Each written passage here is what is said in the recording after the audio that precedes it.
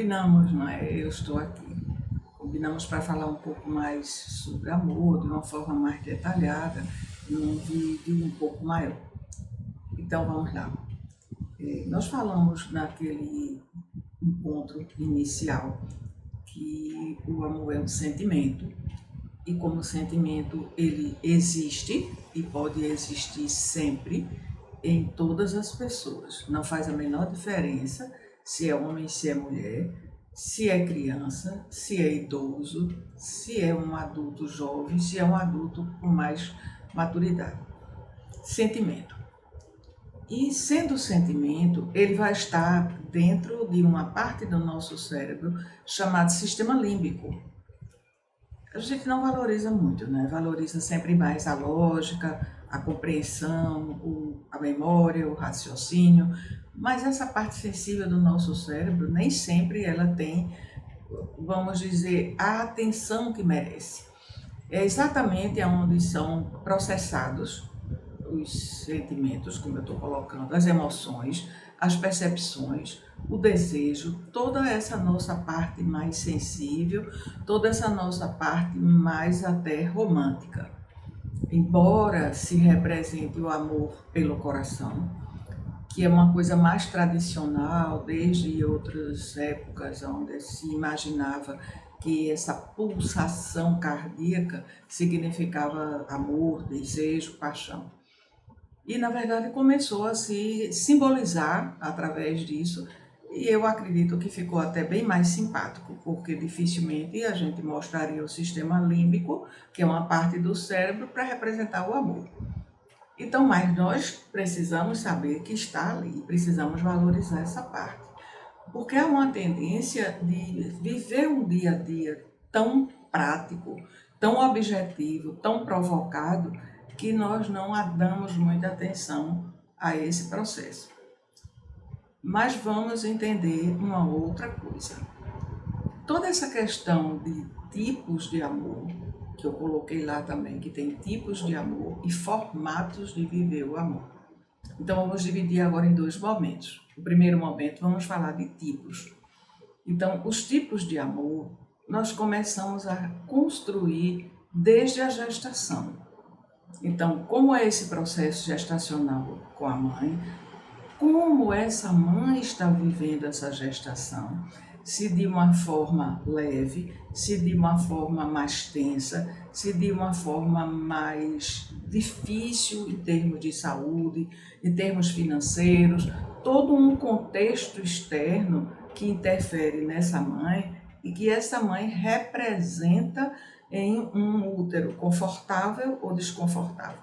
Então, a partir daí, começa a se formar toda uma estrutura psíquica daquela pessoa que está sendo gestada e vai num contínuo até após o nascimento e basicamente até 5, 6 anos de idade, nessa estruturação do sistema nervoso. Então, à medida que esse sistema nervoso se estrutura, a pessoa vai adquirindo características psíquicas e formando o caráter. E esse caráter, no sentido de características, ele tem situações que são mais confortáveis, e aí ele tem isso como recursos psíquicos, e situações que são menos confortáveis, que seriam dores psíquicas. Então, o que podemos entender das dores psíquicas? E que são os tipos de perfil que nós temos nas pessoas. Vocês vão entender como isso interfere no amor, eu estou dando essa introdução. Então vamos lá. Durante a gestação, aquele feto pode se sentir acolhido ou não acolhido no útero da mãe e ele desenvolver um sentimento de rejeição. Muitas vezes não é real, a mãe não está rejeitando, mas como eu coloquei há pouco, devido a essas características iniciais, onde a mãe está passando por um processo de mais dificuldade, esse feto tem uma sensação de rejeição e ele fica mais quieto. À medida que vai se processando, ele vai se permitindo passear no útero ou não, isso também vai configurando esse sentimento. É um sentimento. E daí, após o nascimento, também tem um outro momento da amamentação, aonde a criança pode se sentir acolhida ou não nas necessidades, e aí ela pode desenvolver um sentimento de abandono. E no desenrolar dessa infância, no período do desfraude, no período da situação de conviver com as demais pessoas, familiares, amigos, escola, então esse processo vai trazendo, inclusive, uma sensação, como eu estou colocando, um sentimento de acolhimento ou um sentimento onde eu preciso ser interessante, ser engraçado para as pessoas me aceitarem, eu preciso aprender a articular com as pessoas, eu preciso aprender a negociar situações para ser aceito. Então, eu faço algo e consigo o que eu quero de volta a partir daquilo que eu ofereço. É um tipo de percepção. A outra pessoa, a outra criança pode se sentir humilhada, ela pode se sentir inferiorizada e carregar isso como um perfil psíquico. Tem outras características ainda de pessoas que são mais decididas, mais livres, que enfrentam mais as situações, que buscam, que realizam. E essas pessoas também não gostam de ser trocadas, não gostam de ser substituídas, não gostam de se sentir comparadas, e tudo isso interfere na forma como a pessoa vive o amor e nos tipos de amor. Então, de modo geral, o que a gente pode perceber? Que cada pessoa dessa, durante a sua formação psíquica, ela vai perceber e vai vivenciar com o outro e consigo mesmo o que ela percebe, o que ela sente e o que ela imagina que é o amor. Então, nós podemos caracterizar nos tipos o amor materno, que é o amor inicial, que mesmo que aquela criança tenha se sentido rejeitada no útero, ela pode perceber que foi acolhida enquanto amor, mas o sentimento já está registrado. E aí ela pode trazer um outro sentimento complementar a esse. Porque de modo amplo, eu não vou me deter nisso agora, nós temos 5 características psíquicas, exatamente, que vão da gestação até 5, 6 anos de idade, onde esse sistema geral nervoso está sendo construído, está sendo estruturado. Mas, enfim, nós começamos com o amor materno, depois entramos com o amor paterno ou de uma terceira pessoa que faça esse papel. Pode ser um tio, um irmão, um primo, um parente, um vizinho, um colega, um padrinho, uma terceira pessoa, e de preferência que seja um homem, que vai trazer esse amor paterno. Posteriormente, um fraterno, onde nós conhecemos, onde a criança conhece, né? Nós conhecemos, as pessoas da família, os amigos, as convivências sociais. Então nós temos amores fraternos. E gostamos muito de conviver em grupo ou não, dependendo do perfil. Mas isso vai seguindo na construção do amor. E posteriormente, na adolescência ou pré-adolescência, começa a se perceber que existe um outro que desperta em mim uma sensação muito boa, que desperta em mim uma sensação de prazer, uma sensação de querer estar junto, uma sensação inclusive de apaixonamento. Então a paixão fica diferente do amor, mas estão juntos. Então a paixão é aquela coisa mais rápida, mais profunda e muitas vezes mais curta. Por todos os estudos e pesquisas se diz que funciona em termos de meses, até no máximo 2 anos de duração. Então a paixão ela é, vamos chamar de caliente, forte, que domina, que vai pelo desejo, e isso é muito intenso. E justamente é tão intenso que tem uma duração curta. Mas é bom aproveitar, não custa nada, é muito prazeroso viver esse momento de apaixonamento e viver momentos de encantamento. Encantamento, sim, é uma coisa que se prolonga na nossa vida.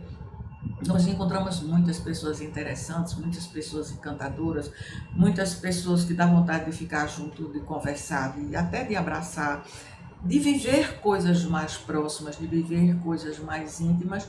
E se for possível, pode dar espaço a isso, e se não for possível, a pessoa fica no encantamento. Então, encantamento existe na nossa vida inteira. E muitas vezes a pessoa já tem uma companhia, já tem um par, e não vai deixar esse par porque se encantou, porque se apaixonou. Pode manter isso, porque a mudança é só quando realmente a pessoa sente que é uma necessidade de. Há uma necessidade de fazer uma mudança e eu preciso fazer essa mudança, mas não pelo terceiro que chegou na vida afetiva. Enfim, nessa fase de adolescência, de encantamento, de apaixonamento, surge um amor chamado Eros, que é o amor erótico, que é o amor de trocas, que é o amor dos compartilhamentos e que é o amor que se liga ao desejo de viver sexualmente com aquela pessoa. Então, esses são os tipos de amores e chega até aquele que eu falei que é um amor assim tão extra do ser humano, vamos dizer, tão sobrenatural e tão raro, porque é um amor de doação total. Eu não quero nada para mim, eu faço tudo para os outros, eu quero tudo para os outros. Existe uma coisa meio complicada aí na compreensão, porque o amor ágape, que é esse de doação total, ele às vezes se confunde com aquele amor dependente. Então eu dou para o outro para que eu sinta esse amor em mim como resposta. E isso às vezes confunde muito, porque nem sempre a resposta vem na medida do que a pessoa imagina que vem. E as pessoas tendem a ter expectativas, e expectativa é uma coisa muito difícil, porque a expectativa é minha, mas é o outro que cumpre.